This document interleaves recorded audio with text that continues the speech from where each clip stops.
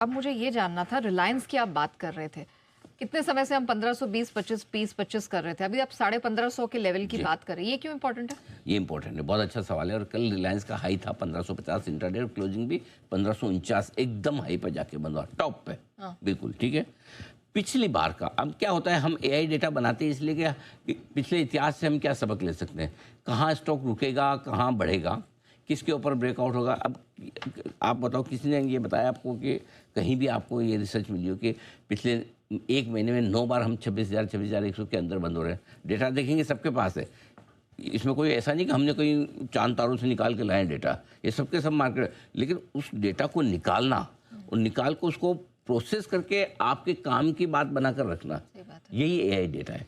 अब ये एक और एआई डेटा आपके सामने से, रिलायंस 1550 से बंद हुआ कर। पिछली बार ऐसा काम रिलायंस ने किया था 9 जुलाई को, तब बनाया था इसने 1551 का लो हाई, और ये 1 साल का हाई है 1551, साल 2025 का। ठीक है, कोई बात नहीं, बना होगा हाई। लेकिन 9 जुलाई के हाई से रिलायंस जब घूमा 12% गिरा था 12%। अब वो आए ना एकदम, हाँ। इसलिए क्या है, कई बार सब अच्छा लगे बुरा लगे बताना जरूरी। सो अपने क्या चाहिए, अपने चाहिए कि 1550 के ऊपर रिलायंस बंद होना जरूरी है, ताकि आप उस 9 जुलाई के हाई से पार करके एक और ब्रेकआउट दे दें। अगर नहीं तो अब ये 1520 1550 की रेंज में थोड़ा टाइम पास करेगा।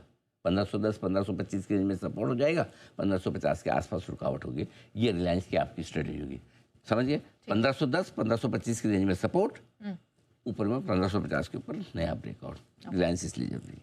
ऑलराइट, ठीक है। अच्छा सर, ये आईटी स्पेस से अब थोड़ा सा डर लग रहा है। डर नहीं चाहिए। हाँ। और आपने कहा था कि आप वो थोड़ा आईटी स्पेस को तो बताएंगे भी कि क्यों प्रेशर है यहाँ से। तो देखिए, सबके मन में है कि आईटी में क्या होगा, आईटी में क्या होगा। परसों आईटी ने 3% का बड़ा उछाल दिया। हमने एक रिवर्स एआई रिवर्स ट्रेड दिया था आईटी में, और 3 दिन आईटी इंडेक्स सबसे ज़्यादा भागा।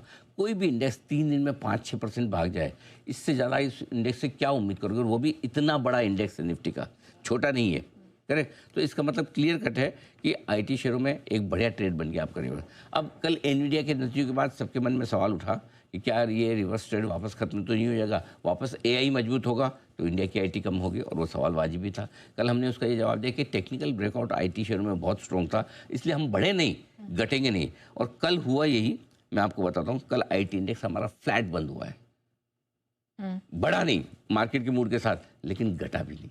ये बड़ी चीज़ है। अब क्या है, अब आईटी शेयरों में क्या करना है, डरना नहीं है। आईटी इंडेक्स में बड़ा मजबूत ब्रेकआउट है, नंबर 1, और 3 महीनों के ऊपरी स्तरों पर आईटी इंडेक्स है। नंबर 2, अगर आईटी को गिरना था तो कल का दिन बेस्ट था गिरने के लिए।